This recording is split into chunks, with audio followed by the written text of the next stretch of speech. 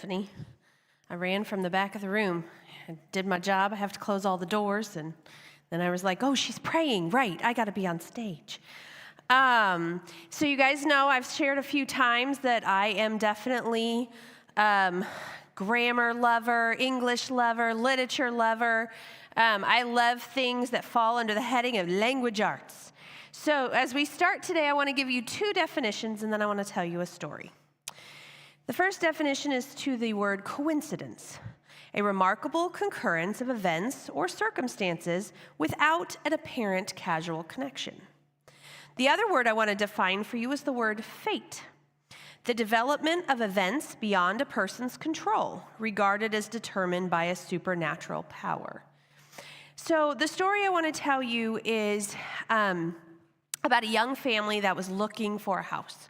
They were starting to outgrow the house they were in, and they began having the conversation. What should we do? This is where our church is. This is where our family is. Where should we start looking? And a friend overheard and said, oh, I know of a house for sale, and this is the area it's in. And well, that sounds good. That's what we're looking for. So the young family began to prep the house and to sell their house so that they could buy the new house.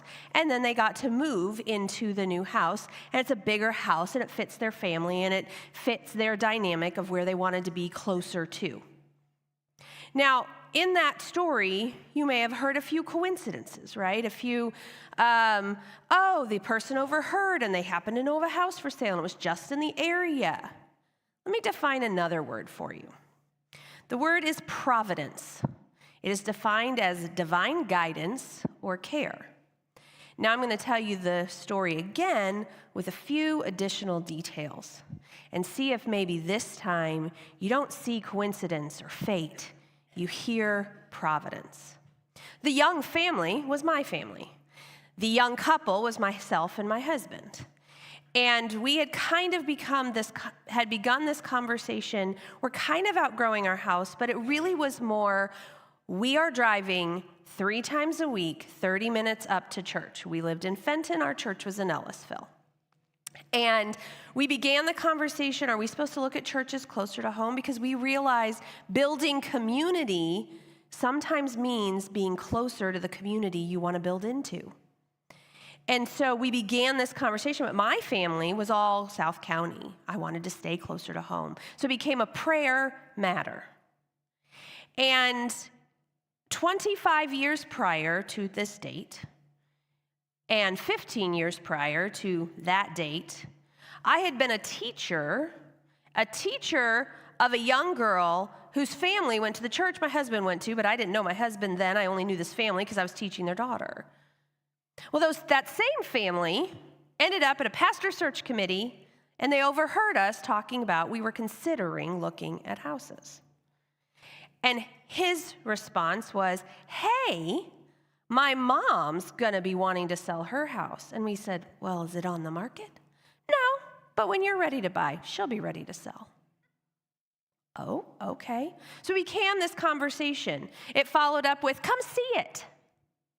Okay. Well, that was the kiss of death. We saw it. It was a beautiful home on 4 acres with a lake next to a horse vet. So there were horses in the field. It was my country, with only being 5 minutes from a grocery store, which was his requirement. I'd live in no man's land, far away from all things if I could. So it fit all the boxes, except for the fact that we had a house that was not ready to sell, and we weren't preparing to sell because this was just a conversation that a young couple was having with 3 young little bitty kids. So as the story unfolds more and more, we prepped our house. We began the conversation with she began to prep her house. And the conversation continued, and we kind of set a date in our head. This is when they would like to put it on the market officially if we weren't going to be able to buy it. And so the waiting period began. I don't do so great with waiting. I don't know about the rest of you. And then every sermon that was spoken and every song that was sung was about waiting, which was awful. And then I was in Amazing Collection, year 1, in someone's group. And we were praying, and they were praying alongside with me that our house would sell so we could purchase the one we wanted. And God did it. God did it in that period of time that was perfect for him. It was his perfect timing. And some of you know and some of you don't know, you could throw a stone at my house from this church. We ended up moving out to be closer to Ellisville, where our church community was, and then we like to make the joke the church moved to be closer to us. And now we are invested in this church, and we are vested in this community, and that community has turned around and invested in us, and I could tell you amazing stories about that. But do you see how with the extra details, you saw providence? Because none of that was without God. Now here's my favorite part of the story, because I also, language arts is my love, but I do like cool things like this, which is a numbers game. 10 years prior, we had purchased our house in Fenton on October 29th, 2004. Guess what our closing date was at the house in Wildwood? October 29th, 2014. We have now been in that house 10 years.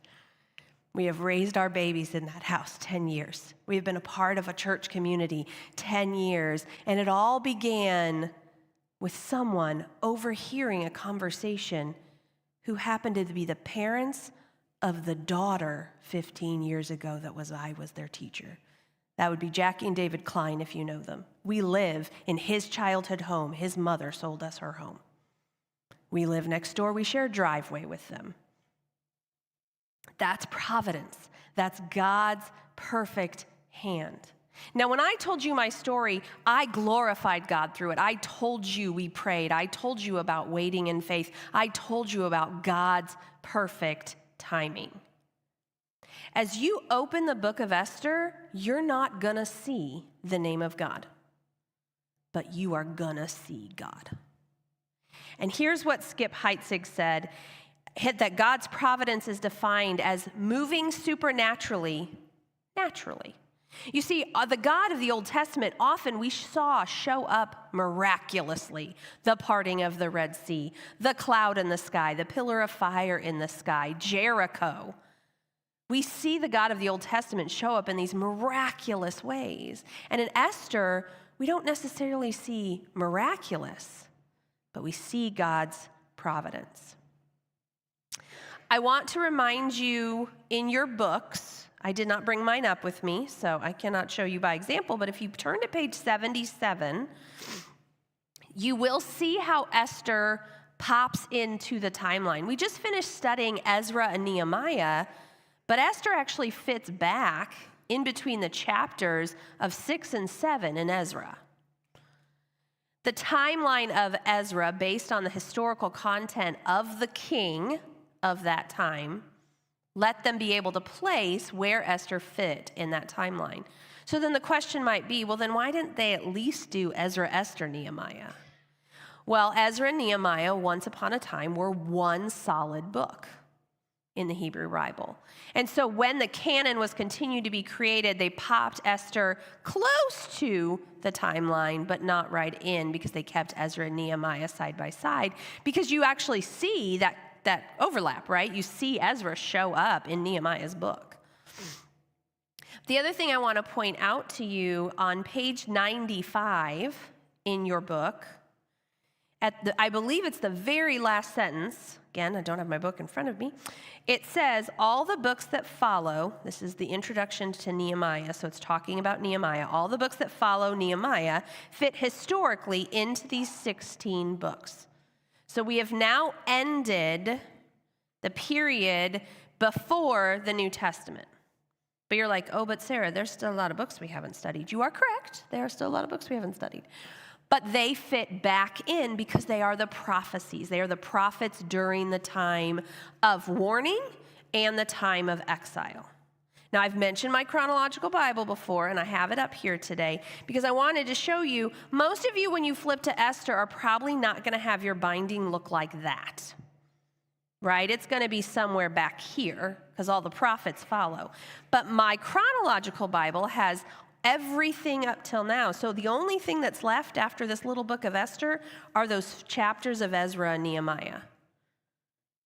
And so right here, I am in the New Testament already. This is the New Testament right here. So after Nehemiah is that 400 years where God went silent. So we have finished the historical line of Scripture leading up to the Old Testament. But we're going to now study, how do these prophets fit in? What were the warnings that they gave? But before we get there, we're going to learn about this woman named Esther. It's only one of 2 books that are named after a woman and prominently feature that woman. The story of Esther is debated by a lot of theologians, that it's not history, that it's not true, that it actually is just a story told to rally the troops of encouragement. Well, I would like to argue that historically it fits all the timelines. There's no mention of God. On the heels of Nehemiah, which of course was chocked full of Nehemiah on his knees before God, praying for answers, things like that, feels very different to not have the name of God pop up. Matthew Henry said, God's name is not in it, but his hand is certainly in it. We could sit there and debate, well, why was Mordecai still there? Wasn't he one of the devout Jews? Shouldn't he have gone back when everybody else went back? 1 million Jews did not go back. 50,000 did. We can have that debate, that conversation, but here's the thing. I heard from a teacher, Nancy Guthrie. She said, we oftentimes want to impose our questions we have on the text. If there is something God hasn't seen fit to reveal to us in the text, perhaps it's not his main point and therefore should not be mine as a teacher. So I'm going to leave those things because, again, we studied Esther 2 years ago, if you were with us, and we took the in-depth look. That's not where we're at right now. We'll be here another 5 hours, and I'm guessing the rest of you have plans for the day. We're going to take that 30,000-foot view, and we're going to pull out, and we are just going to be in the text. We're going to focus on the text and the wealth that comes direct from his word and the richness of what has been written right here for us to learn and not extrapolate. We're going to stay in God's word as we study.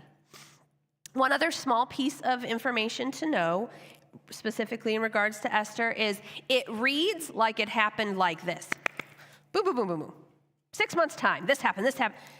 If you pay attention to the timeline, it's actually a window of about 10 years. We start with Artaxerxes in his 3rd year of reign. By the time he gets a queen, or replaces his queen, really, we'll get there, it's 7 years, 7th year of his reign. And by the time we're dealing with what's happening in the plot of our villain in the story, it's approximately 5 years, and then there is a year period of time before the Jews have their victory. So approximately a 10-year window is covered in the book of Esther. Now, you guys may have heard that my family is a theater family. If you know me at all, I currently, well, that's not true. He did just have his production last week. I no longer have 3 in 3 different plays. My son finished his play last. My daughter's play is this week. My youngest daughter's play is this weekend. My oldest daughter's play is the beginning of April. We are a theater family. So I thought it would be kind of fun to take the cast of characters and introduce them. If you've ever opened a program in a theater production, it'll say cast of characters in order of appearance.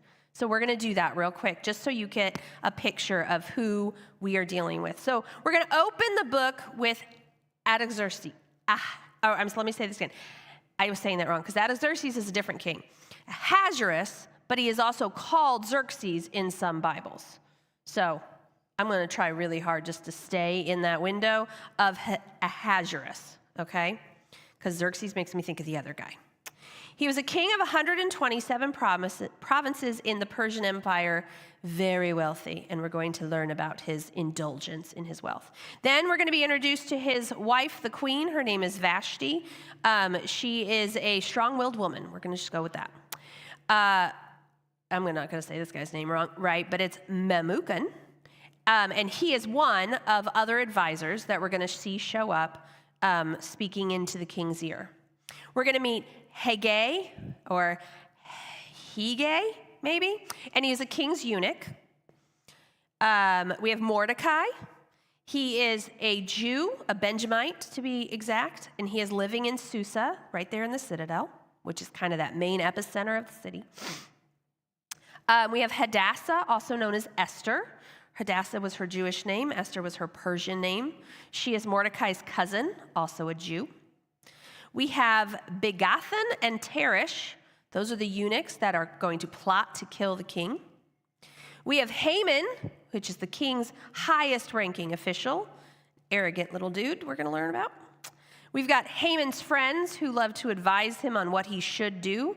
Choose your friends wisely. We're going to learn that. Haman's wife, choose your wives wisely. Well, in your case, your husbands. But still, she is cantankerous by best. And then lastly, that he shows up, his name is Harbona, and he is a king's eunuch. And he has a very interesting, very small piece of the story. What we always say to my children when they come home after they've been cast in a show is there are no small roles. Because every role is required to make the story move forward. Now, as you listen to that cast of characters, does your first thought go, oh, this would make a really good play? You've got heroes and heroines, you've got villains, you've got supporting characters, you've got a full cast here. And they're going to roll out quite a story. So we're going to start with, I told you, our king is very indulgent. Skip Heitzig wants us to know, and we're going to lean into this a little bit, that he, meaning our God, is the God of both the crisis and the calm. Whether you have peace or you're in a predicament, God is present. And that's what we're going to lean into. We're going to read and go through Esther through the lens of providence and God's presence, even when his name is not mentioned. But we're going to start with the crisis. We're going to start with the king's character. The king is a very indulgent character. We are not really going to leave the book of Esther today, so if you want to turn with me to Esther 1, we will move around in Esther, but we will stay in Esther today. Esther 1, verse 1 through 4. Now in the day of Ahasuerus, and the Ahasuerus who reigned from India to Ethiopia over 127 provinces. In those days, when King Ahasuerus sat on the royal throne in Susa, the citadel, in the 3rd year of his reign, he gave a feast for all his officials and servants. The army of Persia and Media and the nobles and the governors of the provinces were before him, while he showed the riches of his royal glory and the splendor and pomp of his greatness for many days, 180 days. Can you imagine a feast that goes on for 180 days? This is indulgence. This is showing off all I've got, feeding you the best of the best, so you walk away saying he's the best. Pomp is definitely a word I would use. Verse 5. And when these days were completed, and the king gave for all the people present in Susa the citadel, both great and small, a feast lasting for 7 days in the court of the garden of the king's palace.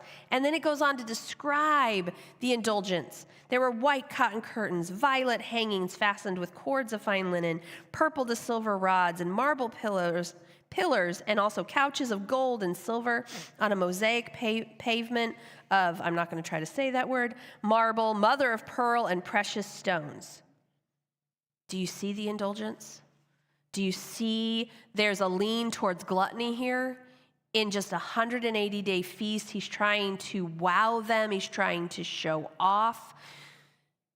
Why does it give us this much detail in the beginning? I think it's to give us an idea of who this king is and what he values. And it is his riches and his greatness. So then we're going to look at verse 9, and we're going to meet what some call his trophy wife. Verse 9 says, Queen Vashti also gave a feast for the women in the palace that belonged to King Ahasuerus. Now, listening to I listened to a podcast and a couple different commentaries, as well as listened to some sermons. A lot of them point out this is very culturally normal, that of that area and time period, the women would have one area, the men would have another. That's very normal. This was not a hymn per se saying, well, I don't want you in my feast. It was very culturally normal. However, this same trophy wife, he wants to parade in front of all the men and show her off because she was great of beauty. And so he reaches out to his eunuchs and he says, go get Vashti, tell her to put her crown on and come show off. Come show how beautiful I have it. Do you see what he values? Well, here's where Vashti shows up and says, no, thank you. I will not be arriving. I'm pretty sure she didn't say it that way. But Vashti was like, no, I'm not going. That infuriated the king. And there's historical context that says this king was prone to wrath, that he often would show his anger. In fact, there was a bridge that broke down or fell down or whatever, and he had his military men go out and lash the water because the water is going to feel that out of just pure wrath and fury. So his response of wrath and fury towards this rebellious wife, he goes to his advisors. Remember what I said before? Be careful who you surround yourself with. Be careful who you talk to. Be careful who your friends are. So the advisor, this is where our Memucan man shows up, and a bunch of other advisors, but he's the mouthpiece, and he says, oh no, you got to do something about this, because if word gets out, all of our wives are going to think it's okay. It's not okay. You need to take care of this. So go with me to verse 17. For the queen's behavior will be made known to all women, causing them to look at their husbands with contempt, since they will say, King Ahasuerus commanded Queen Vashti to be brought before him, and she did not come.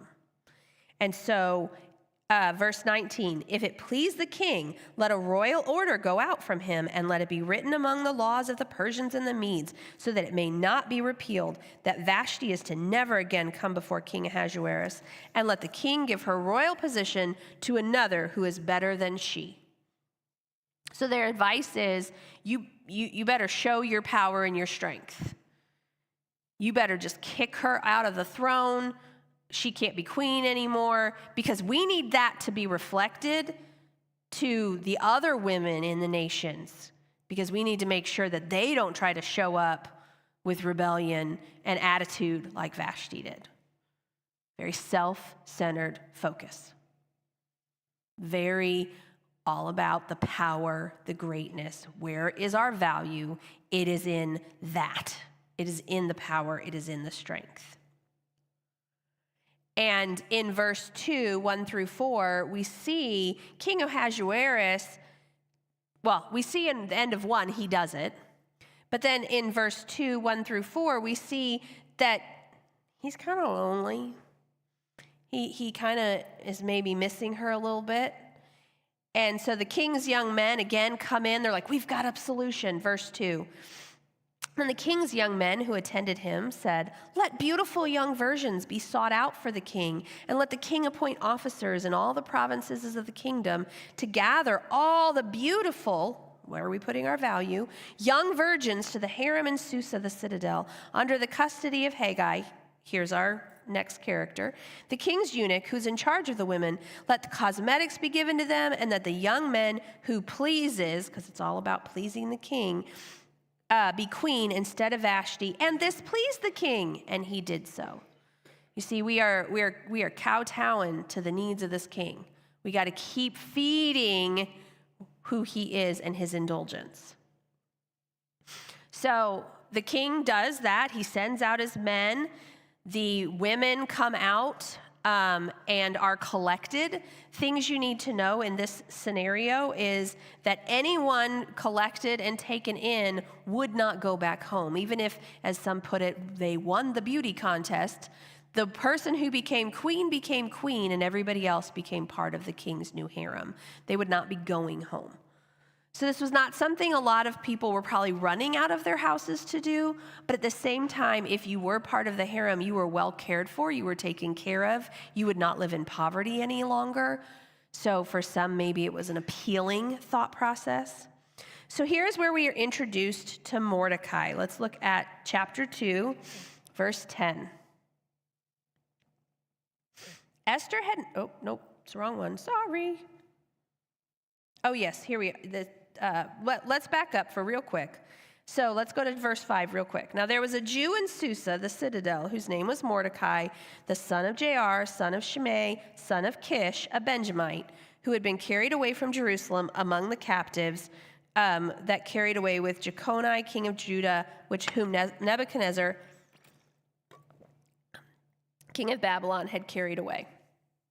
So that's who Mordecai is. It's how he got here. He is part of those who are in exile during the time of Nebuchadnezzar. And so then we chop down now.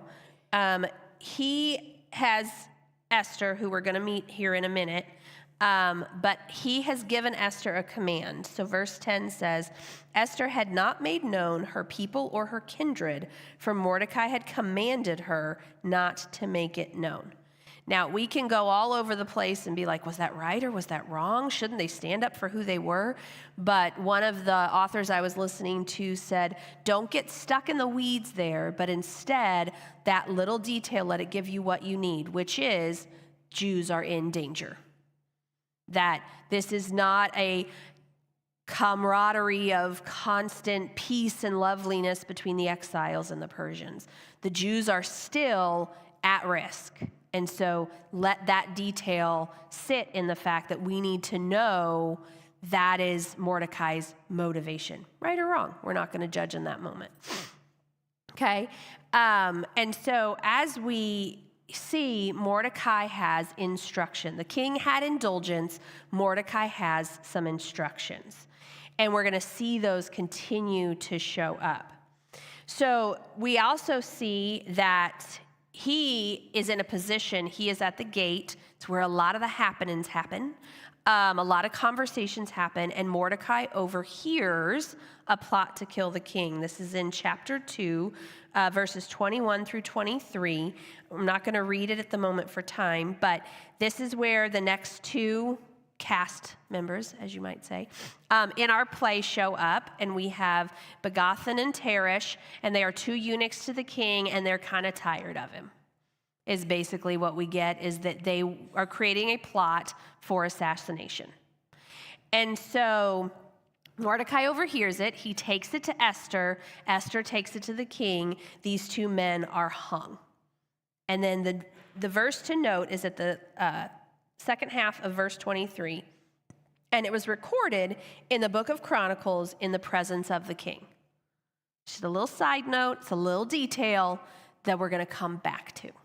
So it's worth noting.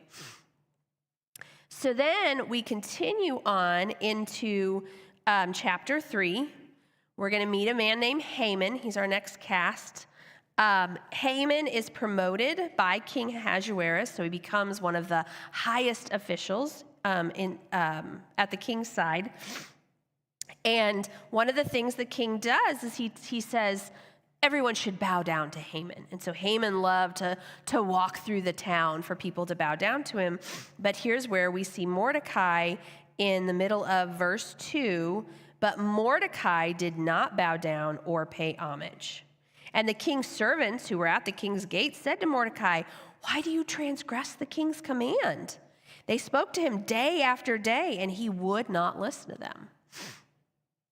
So again, we could unpack Mordecai's why. Is it because he, only worships God? But one of the things that a lot of people lean into is that title, Haman the Agagite. It's a great word.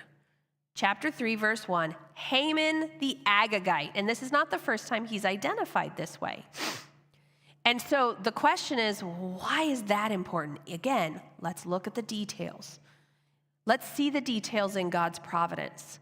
Well, if we go back in history, the Agagite is part of the Amalekite family that the Lord promised would be wiped out.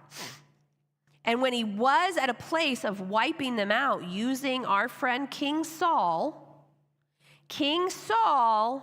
saw it as an opportunity for a little extra plunder, even though he was told not to keep anything. And do you want to know the name of the king that he kept alive? Agag. The King Agag was kept alive at the hands of Saul, as were some of his livestock and other things. You see, when the Lord made a promise he would wipe out the Amalekites, the Lord will keep his promise. But unfortunately, because we as a people do not follow in obedience, in this case Saul, the Agagite has now continued forward into the story of Esther. He hates the Jews because of his nationality, and Mordecai doesn't look too friendly on him. So a lot of commentaries point towards Mordecai's attitude towards giving homage and paying honor and respect to Haman had something to do with his attitude towards Haman's nationality and Haman's heritage, being an Agagite, which was an enemy, fierce, fierce enemy of the Jews that the Lord plans to wipe out. So, knowing that, we will move on. So, Mordecai, we're going to stop here. That's where Mordecai's setup is. This is the space. He brings this next level of crisis. So we have the king's indulgence, we have Mordecai's instruction, and now we're going to get into Haman's indignance. Okay?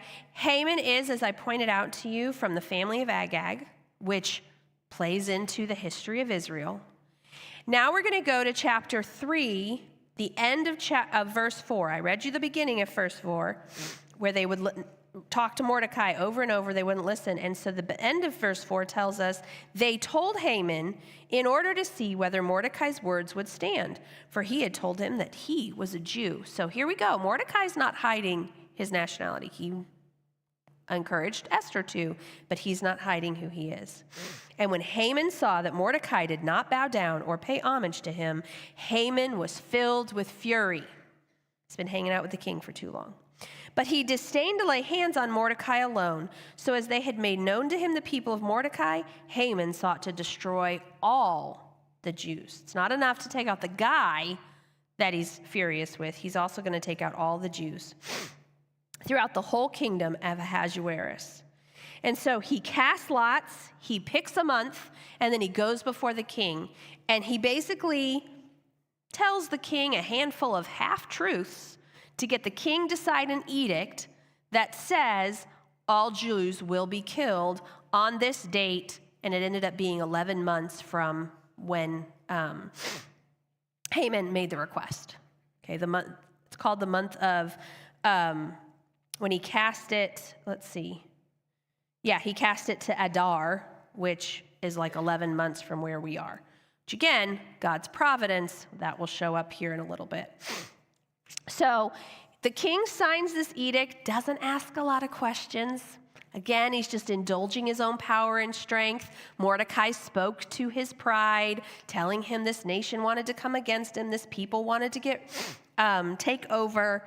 And so then in chapter 4, we're going to learn that Mordecai hears about this. And we're going to see his reaction here in just a little bit. But I want you to see a little bit more about Haman. So you've now seen this murderous attitude of rage, not towards one man, but to an entire nationality. We're going to see his prejudice towards that same nationality, that he wants more out of it. Again, in his murderous rage, we're going to go to chapter 5, verses 9 through 10. When Haman saw Mordecai, skipping the beginning, but when Haman saw Mordecai in the king's gate, he neither rose nor trembled before him. He, being Haman, was filled with wrath against Mordecai. Nevertheless, Haman restrained himself and went home. He didn't kill him on the spot. And he sent and he brought his friends and his wife Zeresh, and Haman recounted to them the splendor of the meal that he had. That's all going to come a little bit later. But then his wife and Zeresh and all his friends, this is where, be careful who you're friends with, let a gallows 50 cubits high be made, and in the morning tell the king to have Mordecai hanged upon it, and then go joyfully with the king to the feast.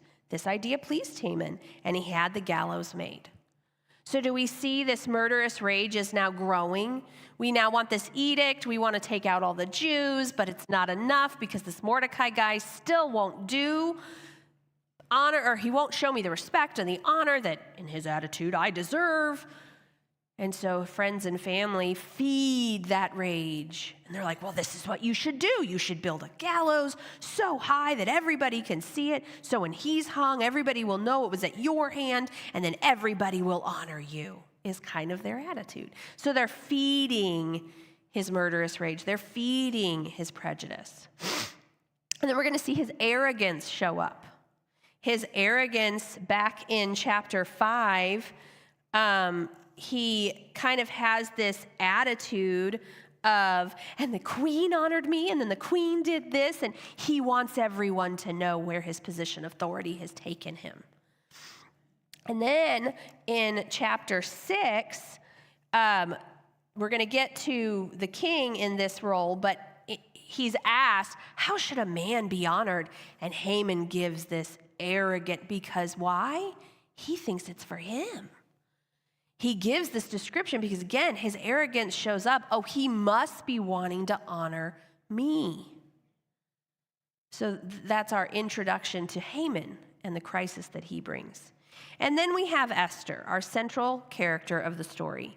And Esther shows up with intentionality. We start by just seeing her visible beauty. It is repeated over and over and over. We are introduced to her with 2 names, which is very interesting.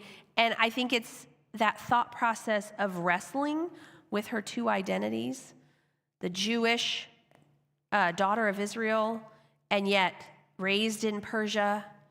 And so she's wrestling with, who am I? Do we wrestle with that sometimes, with where we are in the world versus where we are with Christ and the influence of others on us? So at first we just see Esther, and she's just obedient and she's willing. We see her talked about a lot in regards to her external beauty. I won't read them right now, but chapter 2, verses 7 through 9, the beginning of 15 in chapter 2, again in 17, she was beautiful. It just repeats that over and over and over. And she got attention because of it. She also was compliant. So starting in chapter 2, verse 10, I already read this one to you. Esther had not made known her people or kindred before Mordecai had commanded her. Again, in chapter 2, the beginning of, the beginning of verse 15.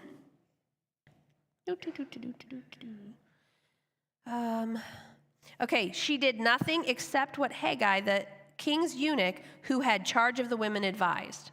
She followed his instructions. She did exactly as he had advised.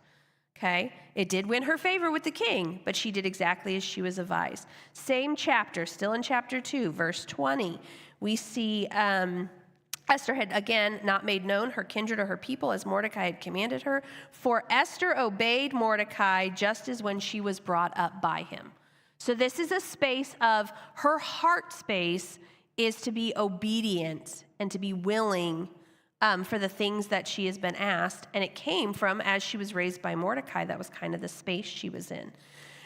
In chapter 4, verse 4, we see when Esther's young woman and eunuchs came and told her the queen was deeply distressed, and so she sent garments out to clothe Mordecai. So that attitude of heart of just, I want to take care. I want to take care of those who have taken care of me. So we see her start to show up with this heart of tenderness. So we see as we go back to chapter 2 in all of that, because of her beauty, because of how she conducted herself, she goes into the king and has her one night with him, and he is pleased, and he says, she's going to be the next queen. So she gets her queenship. So she is now fully identified with her Persian upbringing. She is now the queen in Persia. And if we look at chapter 4, verse 11, she's talking to Mordecai, and we find out she has zero power. She's another trophy wife.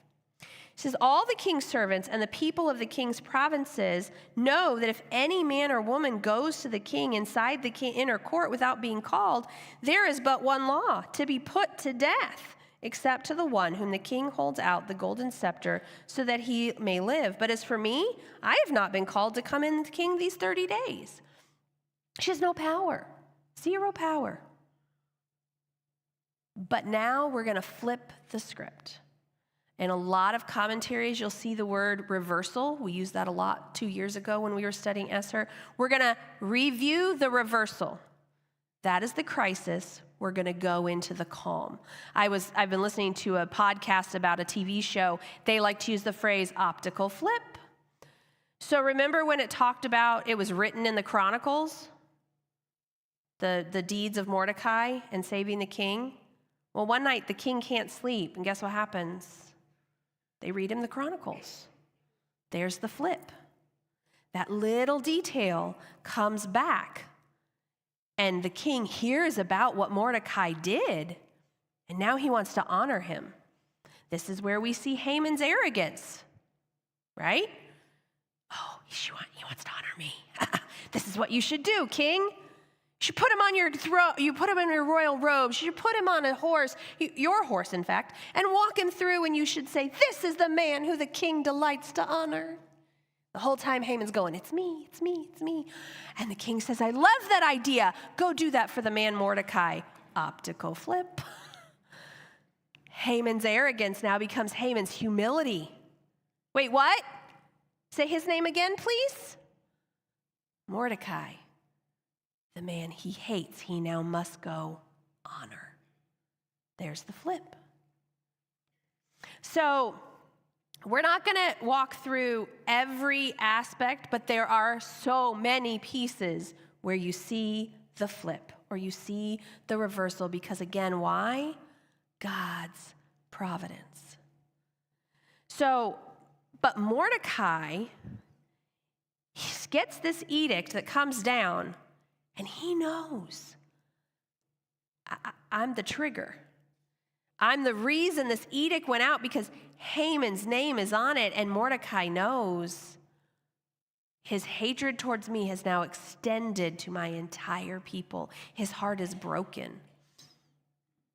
Well, he's got somebody in a place of influence, but I just pointed out to you, she has no power.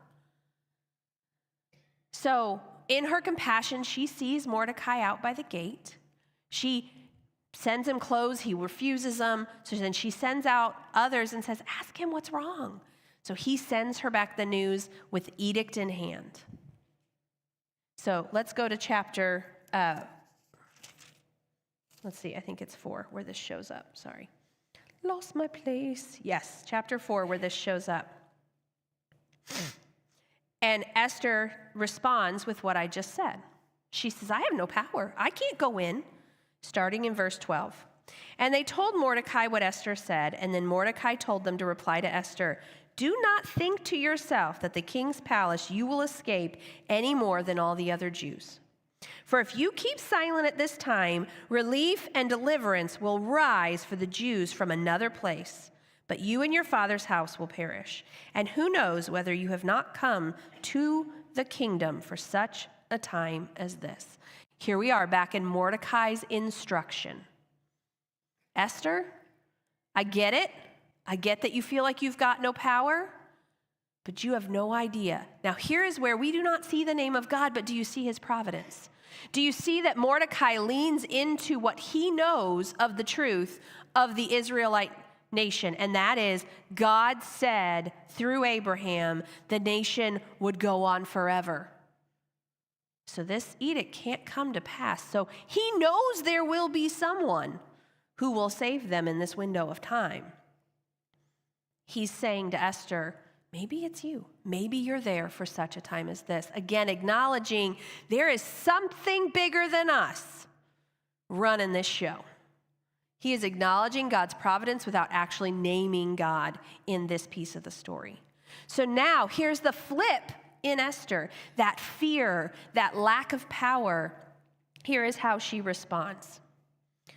Verse 16, go gather all the Jews to be found in Susa and hold a fast on my behalf. Do not eat or drink for these 3 days, night or day. I and my young women will also fast as you do. And then I will go to the king, though it is against the law, and if I perish, I perish." Mordecai then went away and did everything as Esther had ordered him. There's a little bit of a flip. We went from Mordecai instruction to Esther giving the instruction. But her intentionality now is to claim her Jewish nationality. Esther's intentionality shows up when she says, "If I perish, I perish," because here's the reality. She will either perish as a Jew under the edict, or she will perish at the hand of the king because he doesn't want her in his throne room. But her intent is now to save her people. Her intent is no longer to save face and to hide. It is to reveal. There's our flip. So we go into chapter 5, and here's remember our king, our indulgent king. He's going to have a little flip as well. On the third day, Esther put on her royal robes and stood in the inner court of the king's palace, in front of the king's quarters, while the king was sitting on his royal throne inside the throne room opposite the entrance of the palace. And when the king saw Esther standing in the court, she won favor in his sight. And he held out. Notice it didn't say she was beautiful. It just said she won favor in his sight. And he held out to Esther the golden scepter that was in his hand. Esther approached, touched the tip of the scepter, and the king said to her, "What is it, Queen Esther? What is your request? It shall be given to you, even up to half my kingdom." He says that at least 2 more times, maybe even 3. What will it be given to you up to half my kingdom? The indulgent king, Philip, is gifting towards his queen. She hasn't just found favor because she's beautiful to look at. There is something about her heart that has changed his. He wants to give to her. Each flip brings about from crisis to calm, except to our friend Haman. So let me recap the story just a little bit. I'm going to go, hopefully you guys, it's only 10 chapters. Hopefully you guys will get to read the entire book of Esther this week. But Esther says, "Well, I'd like you to come to a banquet, and I'd like you to bring Haman." Well, arrogant Haman, man. Woohoo, yeah, I'm getting invited to the queen's palace. I'm going to go have dinner with the queen. So they go and they have dinner, and again, he presents the request. And he says to her, "Up to half my kingdom, what do you want?" And this is where we see God's timing in his providence. For we don't know why Esther doesn't say it there, "Help me." There's something about the timing of it that she says, "Come back again. I'll see you tomorrow." Now Haman leaves the palace. He is on skippity-loo, like he is jumping, filled with joy. It's what it says in the top of verse 9. Haman went out the day joyful and glad of heart. But he comes across Mordecai, and this is when the gallows conversation shows up. So again, he's still living in his happy place. Don't worry, the script is going to flip on him too. So then that's the night that the king can't sleep. Again, God's perfect timing. He can create you a sleepless night. Don't take those for granted. Sometimes we think it's just because our brain won't turn off. Sometimes God's calling us to something. Pray and ask him, "Why am I awake, Lord? If it's not for anything, put me back to bed, please." But he has a sleepless night. What else are you going to do but read the book of the Chronicles to go back to sleep? It's a good bedtime story. So they come in, they read him his bedtime story, and this is where he then calls Haman, because Haman happens to be in the court at that time. God's providence. So then we move to him going back home after having to honor Mordecai. But while he's telling his friends and family this, here's their flip script. Verse 12, chapter 6. Then Mordecai returned to the king's gate, but Haman hurried to his house, mourning and with his head covered. Mordecai went back to work. He didn't put too much into the whole "I got honored by the king." He just went back to his job. Haman told his wife Zeresh and all his friends everything that happened to him. But this is the detail he gives. It doesn't say it here, but you can tell by their response. He replied, or he must have shared with them, Mordecai was a Jew, and this was their reply. "If Mordecai, before whom you have begun to fall, is of the Jewish people, you will not overcome him, but you will surely fall before him." Whoa, what? They recognize the Jewish people have got something we don't get. But you're in big trouble if you were going after the Jew. Mordecai's a Jew. you're on your own. So there's their flip. While they were talking, the king's eunuchs arrive, and they bring Haman to the feast. This is where the story gets super good. So we're at the feast. The king again responds, Queen Esther, what can I give you up to half my kingdom? And here is her response. And here is where she claims her nationality. She claims her heart of intent. And she is in it for life or death because she's going to reveal it all to him. Verse 3 of chapter 7, then Queen Esther answered, if I have found favor in your sight, O king, and if it pleases the king, let my life be granted me for my wish and for my people, for my request. For we have been sold, I and my people, to be destroyed, to be killed, to be annihilated. If we had been sold merely as slaves, men and women, I would have been silent, for our affliction is not to be compared with the loss to the king. She's basically saying, me and my people have a death sentence that has been written. And the king replies, and this is where we see not a rage of fury at the person that is talking to him, but instead in fierce protection for his queen. Who is he, and where is he, and who has dared to do this? And Esther said, a foe and an enemy, this wicked Haman. Can you just see the play being acted out? Like her pointing her finger, this wicked Haman. And the king, well, first we must say, the rest of the verse says, and then Haman was terrified before the king and the queen. Arrogance gone, pride stripped. The man has flipped the script. And Esther was the one that flipped it on him.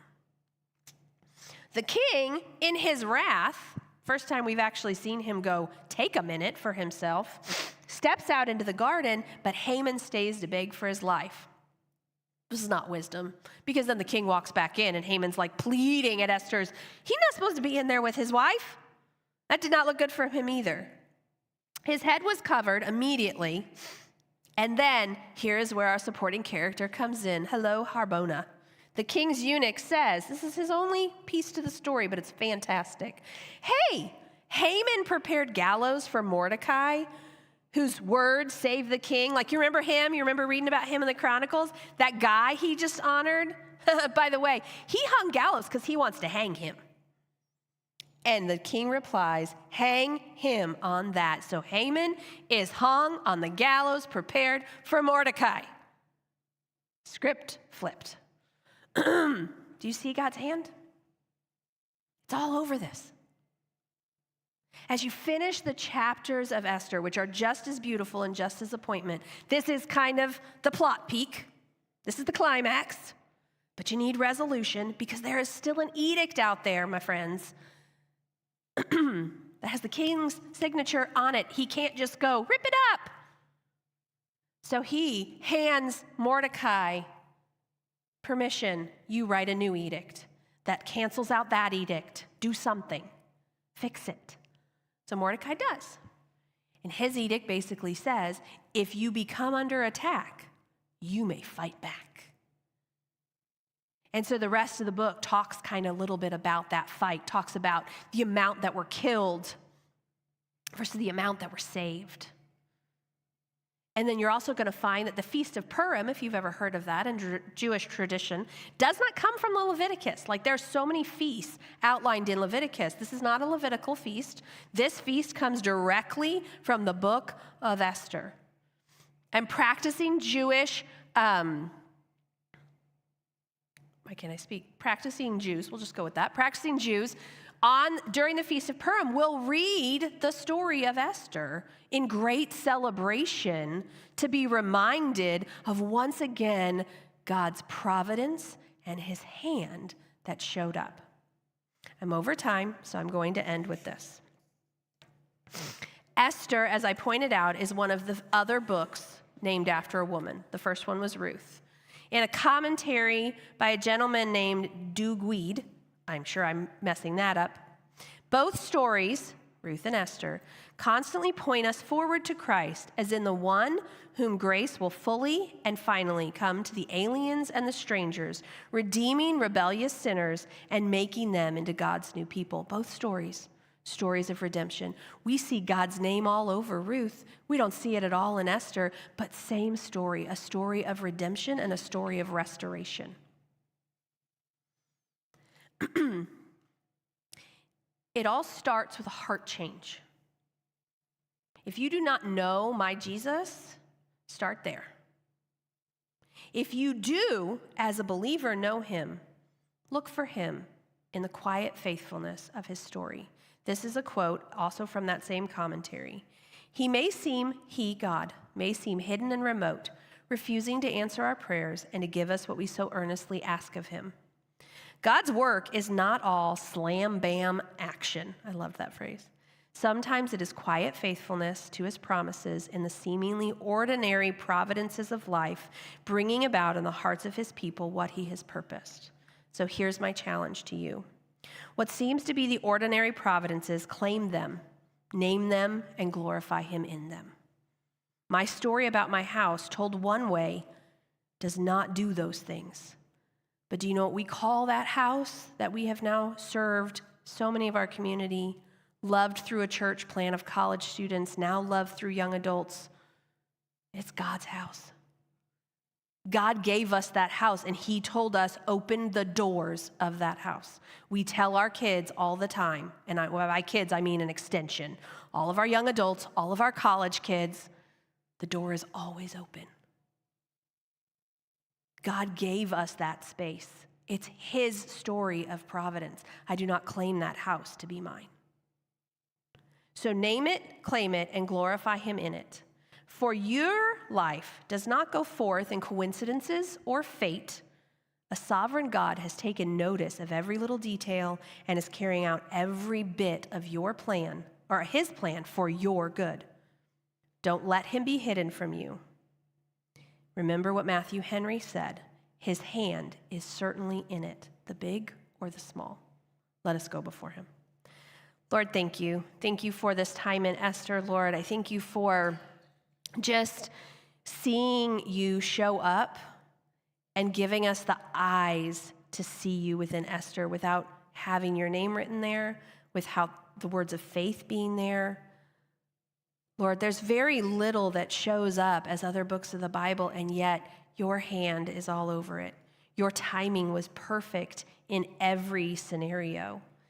And when Mordecai said to Esther, you are there for such a time as this, may we be reminded for wherever we are, whatever phase of life, whatever space and time, that we are reminded we are here for such a time as this, for your work and for your glory.